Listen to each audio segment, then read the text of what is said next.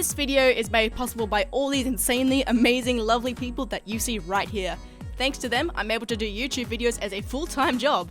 My channel wouldn't have gone as far as it has without them, so I am eternally grateful for them granting me this incredible gig that I am so lucky to have. And if you like what I do too, it would mean the world to me if you had a look at my Patreon page. There's all kinds of goodies there, like early access to videos, Telegram chats, helping me decide what videos to make, custom art, and a lot more. Otherwise, keep on keeping on, because you're still amazing just for sitting through this clip for me. Alright, it's time for the video, hope you enjoy! What? Hello, how are you doing?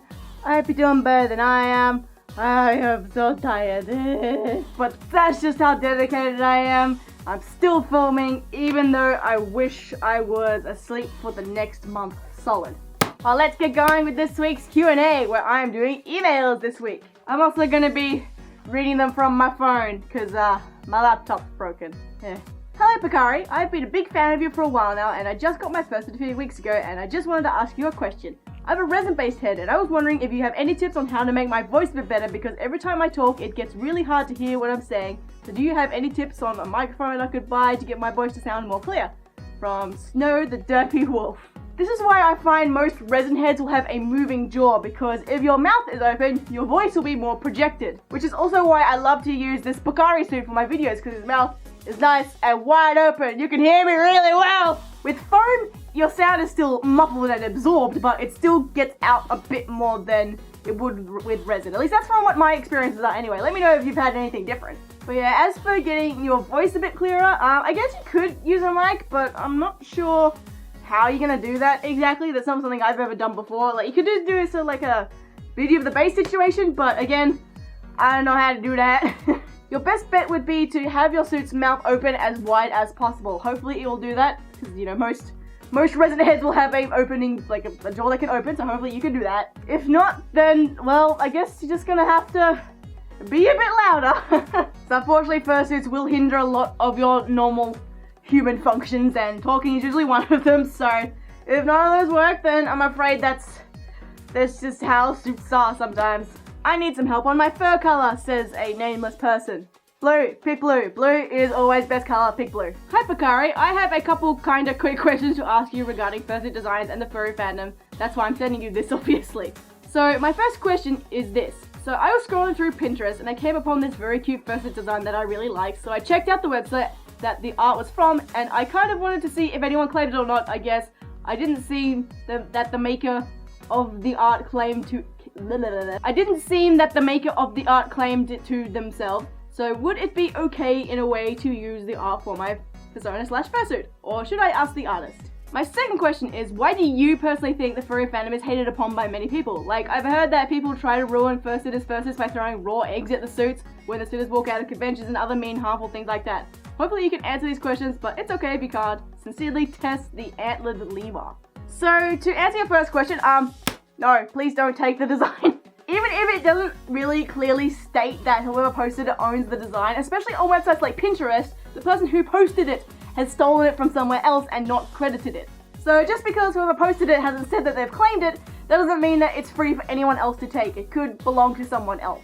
If the design is free for the taking, it'll usually say like it's up for adoption, just comment to claim, but you still have to tell them that you're claiming it, and it'll be pretty obvious that they're, you know, giving the design away. But it's very rare, I've never seen it before, where someone will post a design and then just let everyone use it. Like, that's pretty unheard of. And I know it really sucks when there's a design you really, really love as well and you even connect with it a bit, but you gotta understand that it's not yours. As for why I think furries get hated, I stick to that it's because we're different. People get scared when things are really, really, really different, and then they tend to just hate on them because, you know, it's different, therefore it's weird. And we are weird, come on, you cannot deny that. This is pretty weird. Look at me, I'm a blue kangaroo talking to you on the YouTubes. I think just because on the fact that we're different, people aren't gonna try to understand, they're just gonna back up like, no, that's too weird, that's too different, I don't wanna try to understand it, I don't like it, I hate it. Like, a lot of the hate messages I get are from people being like, oh my god, you're so dumb, how can you believe that you're really an animal? And you and me know that, we know we're not actually animals, we're just having fun, but they don't know that. But hey, it is literally impossible to please everyone, so don't worry about them, they're not worth it. Put all your effort into the people who do support you. Hi Picari, my name is Kyrin, or you can call me Atro if you want, because that's my Sona's name. But my question is, how did you come up with Picari, and why did you base your channel around him if he isn't your main persona? Most of everyone here will already know how I came up with Picari, so TLDR, Monsteroo is a Sodaru, I like Sodarus, I wanted a fursuit, so I'm like, I'm gonna design a new character for a fursuit in case I don't like fursuiting. I like this drink, Picari Sweat, I'm gonna make a kangaroo based on it, and now Picari. But as for why I based my channel around him rather than my main persona, was simply because he was my only suit at the time. Now, I'm not saying that you need a fursuit to make a YouTube channel, hey, just look at Blue the Dragon, but I personally was not very confident in my appearance, that's for sure, so I felt a lot more comfortable doing it with a fursuit head on, and as a different character. And then it kind of just stuck. Like, yeah, I got my desert suit and everything, but I didn't want to completely change it because it was already pretty set in stone. People knew my channel and what I do as Picari, so I didn't want to change it. Which ends up working out anyway, because then I can change my persona as I want, and then it doesn't influence my YouTube channel. This will always be Picari. Picari! I'm about to make my first fursuit, which is a made wolf/thresher shark hybrid, but I'm kind of worried about one thing. I've heard you mention that suits will inevitably become too worn out after a lot of use, and I was wondering whether you would choose to keep it since you would be attached to it, or if you would just bin it. Thanks. From Nixie. Now that one is a really good question because not a lot of people think about the end of that fursuit's life. But the bottom line is, it's up to you, and it depends on just how worn out the fursuit is, because when it's time to retire a fursuit will actually change from person to person. Some people will wear their suits until they are literally falling apart, like the fur is falling off or the stitches are coming undone and it's just not wearable anymore. And other people will retire them once they start looking a little bit ratty. So if your fursuit is, you know, still together and you can still put it on a shelf and it's not gonna fall to pieces, then yeah, you can keep it if you want. But if it is really, really ridiculously worn and everything's falling off and might even be stinky because it's gotten moldy from how much you've worn it, then maybe you might want to consider throwing that one out. Which sucks, which really sucks. Like, I don't think even I would throw it out. I think I would probably just douse it in perfume, but it's really down to you and what condition the suit is in.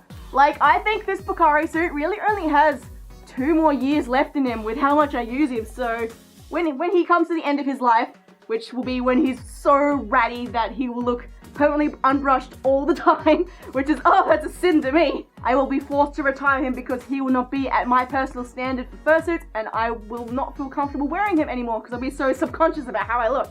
And when that day comes, what I really want to do is get like one of them hunting head mounts and put him on top of there. I think that would be a really nice little tribute. But that also means that I'm in the market to commission a Picari 2.0. Ooh, I wonder who I'm gonna go with. I actually already know who I'm gonna go with, but it's a surprise. You're gonna really like it. But I'm still waiting for them to open. Dear Picari, if fursuits existed that were specifically made to be aquatic and water friendly, would you consider getting one? From Techwear the Wolf. Yes, heckin' yes, that would be the coolest thing ever. I've only ever seen pictures of this kind of thing and never seen anyone actually offer it for commission. So if someone did that and it was a style that I liked, I would go for that in a heartbeat. That would be so cool. If you came up with this question because you're thinking about doing it or you know someone who's doing it, please tell me when it's ready because I will be first in line. Hey Picari, love your videos. Ah, thank you. I was just wondering if the height of a person affects the cost of a full suit very significantly. How much cheaper could someone who's 5'4" expect to get a full suit than someone who's 6'3" like me? P.S. Legalize a woo. I'm not a canine, so I do not believe that I have a say on the whole legalize a woo issue. But you'll be very happy to know that it is actually extremely rare for makers to charge more based on your height or your weight. It's usually not a whole lot more fur, and they're expecting to get people all kinds of different ranges of sizes, so it's not something that would significantly impact your price. Because I have actually asked this to a few makers just offhandedly, and a lot of them won't even factor it in at all, so I don't think it's anything you have to really worry about. Hey Picari, love your videos. Do you own a budgie? I don't know how to send things to you, and I don't think it's a good idea to send live things, so I was planning on giving you 2 budgies. Do you have a place for them, and will you accept them, please, a certain soon, before I get them for you? Firstly, please don't mail me a bird! That is not a very good way for a bird to travel, especially a small little budgie. If you send me budgies, I don't think they'll be very lively when they get here, and that will make me very, very, very, very, very upset. I don't even know where you're based. Like, even if you're outside my state or my country, you're gonna have a lot of trouble sending me live things. Like, please don't do that. Please don't do that. I'm not saying that just to be humble. It's for the sake of the animals. Please don't send me them. But on a lighter note, yes, I do have budgies. I have 4 budgies, and I keep them all in this one nice big lovely aviary. We have Stormy, here's my big birdo. We've got Little Tweak, we've got Cheddar, and we've got Smudge. I've been waiting for Stormy to choose a girlfriend so I could breed budgies. He's very picky, and he also seems to be gay for my cockatiels, so we might not get baby budgies very soon. Alright, that is it for this Q&A. Thank you everyone who submitted questions. I'm sorry if I didn't pick yours. I get a lot and it's really hard to choose them, and I get a lot that are ones that I've answered before. So if you have any good questions, feel free to leave them for me in the comments below with the hashtag Q&A, or you can email me podcastreview@outlook.com. Alright, I look forward to your next questions. Thank you so much for watching. I'll see you in the next video. Bye!